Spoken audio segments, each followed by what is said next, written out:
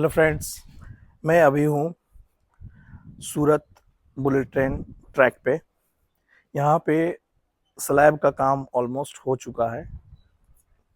पूरे लाइन दूर तक नहीं हुई है, कुछ दूरी तक हुई है और धीरे धीरे ये प्रोसेस चल रही है।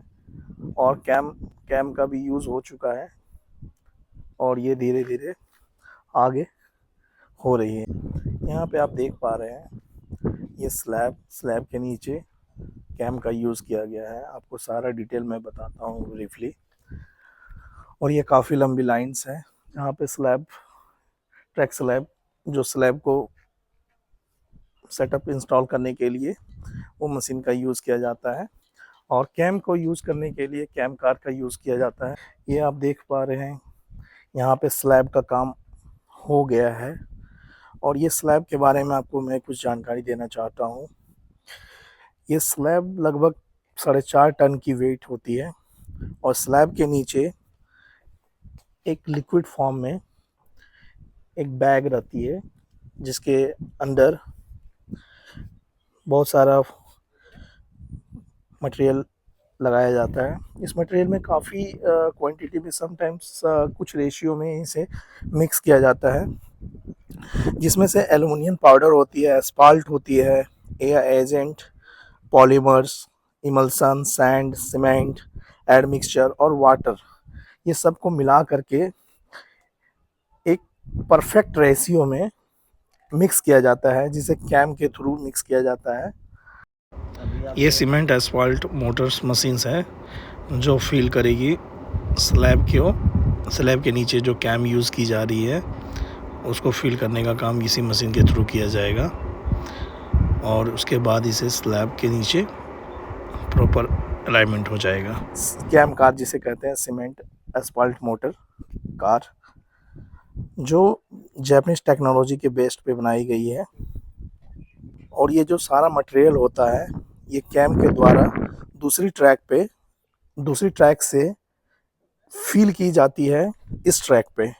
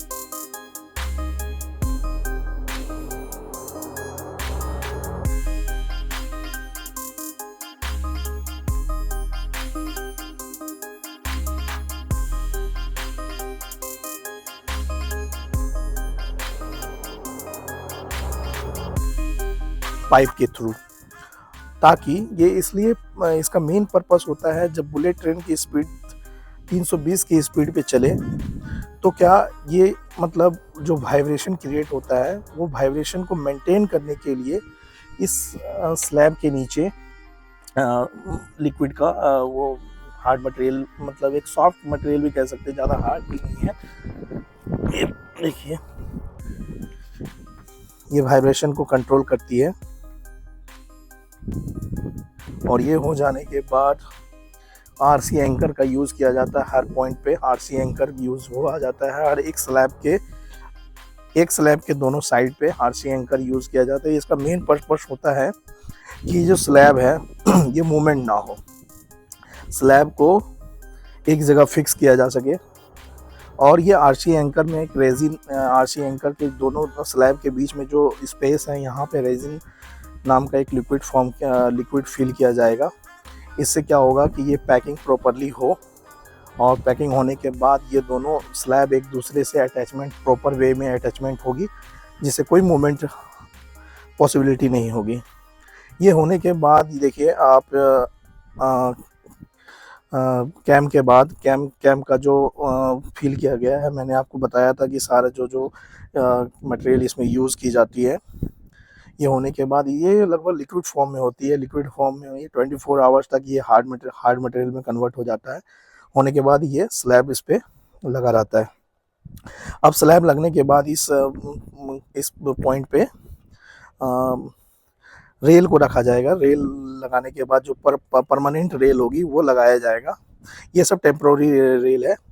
इसको बाद में या मशीन को यूज़ करने के बाद इसको फिर से हम अलग कर लेंगे। और यहाँ पे एक परमानेंट रेल लगेगी, जो यही रेल रहेगी। इसको फिक्स करी जाएगी क्लैंपिंग के थ्रू। क्लैंपिंग होने के बाद ये प्रॉपर रेल फंक्शन हो जाएगी। तो ये मतलब आपका बुलेट ट्रेन के लिए ये ट्रैक बन जाएगी, बस रेल बिछने के बाद। आप देख पा रहे हैं ये काफ़ी लंबी स्लैब हो गई है काम। आगे आप देख पा रहे हैं ये बुलेट ट्रेन का सूरत स्टेशन है आगे, और यहाँ से आप इधर साइड जाओगे तो इधर मुंबई की ओर हो जाएगी। और ये बैरियर इसलिए लगाया जाता है क्योंकि जब स्पीड 320 के स्पीड पे चलेगी तो एक साउंड क्रिएट होगा स्पीड के साथ। ये साउंड को मेंटेन करने के लिए ये बैरियर लगाया गया है। और आप देख पा रहे हैं ये जो बुलेट ट्रेन का गेज है, ये गेज स्टैंडर्ड गेज पे बेस्ड है, जिसकी मतलब अंदर की जो लेंथ होती है, लंबाई होगी, वो 1435 की रहेगी। 1435 की मेंटेन रहेगी, 1435 mm। और ये भी रेल जो है इसका भी गेज सेम है 1435 पे। और ये जो साइड में आप देख पा रहे हैं, साइड में जो रेल लगाई गई है, ये रेल का मेन पर्पस होता है जब ट्रैक स्लैब लेइंग कार आती है, वो track slab laying car side से आती है, साइड से इसको स्लैब को लोड करके इस पे अनलोड करती है ट्रैक पे। लेकिन पहला फॉर्मेशन मेरा रेल का स्लैब का ही होता है। स्लैब जब भी जाने के बाद कैम यूज़ की जाती है। कैम में जैसे मैंने आपको बताया था कि इसका जो फिलिंग होता है इसी सॉर्ट से होता है। इसमें जो आपको मैंने बताया था, इमल्सन, पॉलीमर या agent, asphalt, aluminium powder, sand, cement, admixture और वाटर का मिक्सचर होता है। यह सारा मिक्स होने के बाद ये एक फॉर्मेशन हो जाता है। और ये काफ़ी लंबी लाइन है। ये साबरमती से मुंबई तक की ट्रैक बिछाई गई है। और ये सारा सिविल वर्क जो आप देख रहे हैं, ये सारा सिविल वर्क एल&टी के अंडर में है। और ट्रैक का काम, स्लैब का काम, कैम का काम ये एयरकॉन हैंडल कर रही है इसको। देखिए ये फंक्शन, ये काफ़ी काम चलती जा रही है बहुत दूर तक। ये काम काफ़ी प्रोग्रेस में है। ये काम हो जाने के बाद साथ साथ ये पोल भी लगाया जाएगा। ये प्लॉट में इलेक्ट्रिफिकेशन का काम होगा, जिसमें वायरिंग का काम होगा। फिर वायरिंग का काम के लिए एक अलग तरह की मशीन यूज़ होगी, जिसे ओवरहेड इलेक्ट्रिफिकेशन मशीन्स बोलेंगे, जो पूरा वायरिंग, ये भी आरआरबी की तरह ही मशीन्स होती है जो काम करेगी। ये आप देख रहे हैं, ये एक टाइप से रोलर बनाया गया है। ये आपको कुछ सामान इधर से उधर ट्रांसपोर्ट करने के लिए मैनुअली हैंडल किया जाता है। और ये आप देखिए क्लैंपिंग, इसका ट्रैक का क्लैंपिंग कैसे, मतलब प्रॉपर वे में इसमें जो क्लैंपिंग होगी, इसमें रेजिन या एक पैकिंग लगाई जाएगी। पैकिंग लगाने के बाद ये रेल को फिक्स किया जाएगा, तब ये परमानेंट ट्रैक हो जाएगी। ये ट्रैक स्लैब मशीन्स हैं, ट्रैक स्लैब लेइंग कार बोलते हैं इसको। ये वही स्लैब है, जो स्लैब आपको बिछाया गया है उस स्लैब को इंस्टॉल करने का काम आता है ये मशीन। और यही मशीन है जो प्रेमनाथ कंपनी ने बनाया है। देखिए ये काफ़ी अच्छी मशीन है, इसकी फ्लेक्सिबिलिटी, इसका हर फंक्शन पीएलसी प्रोग्रामिंग के थ्रू ये चलती है। और इसी मशीन को देखने के लिए और ट्रैक पे क्या काम चल रही है, ट्रैक पे कौन कौन सी मशीनें यूज़ हुई है, सारे को देखने के लिए प्रधानमंत्री 15 नवंबर को आए थे। आप इनको देख सकते हैं कहीं भी वीडियो में। ये मशीन को इंस्पेक्शन क्या काम होती है मशीन से, और भी जो मशीन्स होती है उससे क्या क्या वर्किंग होती है, ये चीज़ होती है। आप देखिए इस वो स्लैब, उधर स्लैब बिछ चुकी है, वहाँ पे स्लैब बिछने के बाद अब ये ट्रैक को बिछाया जा रहा है। ये ट्रैक जो है, ये ट्रैक पहले यही काम करेगी जो स्लैब को बिछाएगी, उसके लिए ये रेल को प्रॉपर कर रहा है। ये इसका जो इनर गेज होता है 2900 या 2890 के के बीच में रखनी पड़ती है, ताकि वो जो ट्रैक स्लैब है इस पर प्रॉपर अलाइनमेंट हो चुके हैं, मूवमेंट हो चुके, तो उसके बाद इसमें स्लैब बिछाई जाएगी। स्लैब के बाद फिर कैम यूज़ होगा, कैम उस ट्रैक से आएगी पाइपलाइन के थ्रू, फिर ये होगा। आपको मैंने ये जो बताया है सारा एक नॉलेज पर्पस के लिए बताया है। आपको अच्छा लगा तो वीडियो सब्सक्राइब कीजिएगा।